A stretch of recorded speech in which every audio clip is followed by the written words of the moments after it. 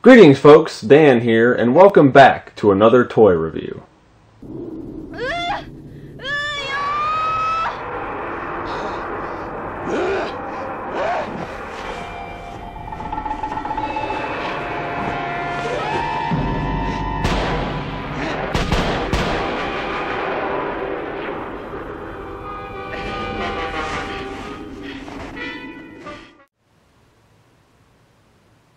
Today we will be taking a look at the Bandai Japan 6-inch Woo figure.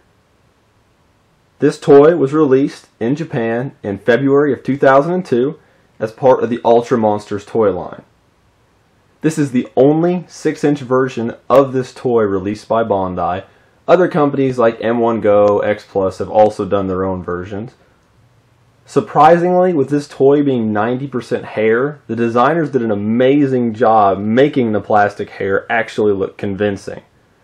Another high point, of course, is the face on this figure too, with very nice details to the eyes, teeth, nose, and so on and so forth. And the hands and feet are just really alright. The paint app is really nice as well. The brownish white color that covers the whole body is very close to how he looks on screen.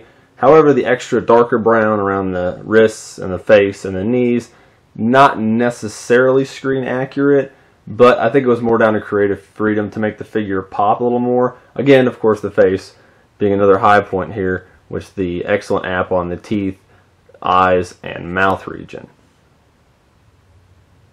There is a downside to all this nice sculpting and painting work. The figure has little to no articulation. It's actually really horrible, to be honest.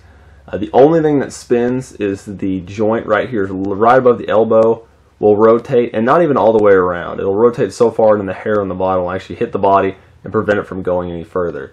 So it makes it really not the most playable toy in the world.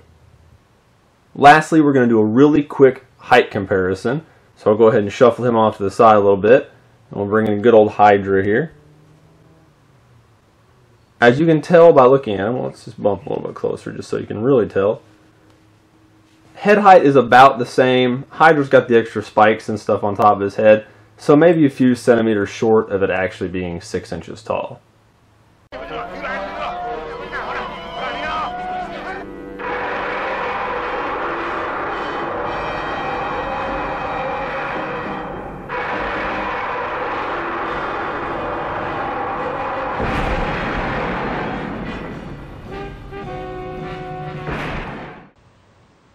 Woo first appeared in the 30th episode of the original Ultraman series, entitled Phantom of the Snowy Mountains. The episode aired in Japan on February 5th, 1967, which is really ironic because the toy was released to the month 35 years after he first appeared. Woo is connected to a young girl named Yuki. She was an orphan child in which Woo watches over. The kaiju appears to protect her from a hunter. Yuki pleads, tells Woo to go away, of course not to hurt anybody. The monster obliges, vanishes. Because of this and other recent appearances, the Science Patrol members actually come to investigate all these sightings, while a party of these hunters are getting together to actually hunt down this girl to make the monster go away. The only special powers Woo really possesses is the ability to fade and teleport away, but that's linked to the girl to some extent. Woo has also made a few other appearances. It appeared in the Revival Ultraman television show from 1996. After that, it appeared in Ultraman Ace as Woo 2. Also, a toy version of Woo made a cameo in episode 7 of Ultraman Ginga.